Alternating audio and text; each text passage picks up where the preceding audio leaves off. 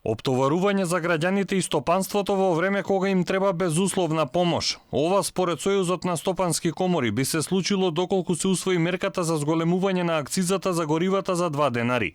Како што истакнуваат од Сојузот, мерката би била во корист на 2-3 фирми и ќе предизвика штета на над 99% од субјектите во приватниот сектор. Ова барање за зголемување кое до владата го предложила стопанската комора ќе предизвика дополнително оптоварување на домаќинствата, земјоделците, ќе ги зголеми цените на транспортот како и цената на голем број производи и услуги.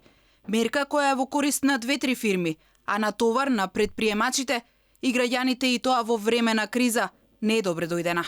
Пополнувањето на буџетската дупка за неопходните мерки никако не смее да се реализира на овој начин, туку со финансиски стимулации, истакнуваат од Сојузот.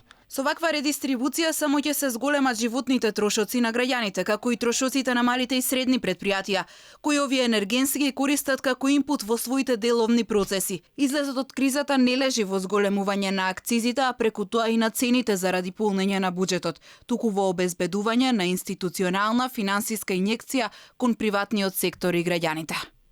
Националната федерација на фармери исто така е против предлогот за зголемување на акцизата. Сметаат дека ќе бидат погодени земјоделските стопанства.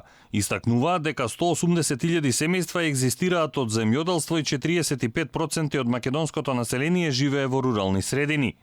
Вчера за предлог мерката реагира и камионските превозници кои сметаат дека покачувањето ќе удри по џебот на граѓаните. Владата размислува да ја прифати препораката на Стопанската комора за зголемување на акцизата. Тоа го потврди и министерката за финансии Нина Ангеловска. Опозицијата обвини дека мерките граѓаните ќе ги чинат 35 милиони евра, а повисоката акциза ќе значи и повисоки цени.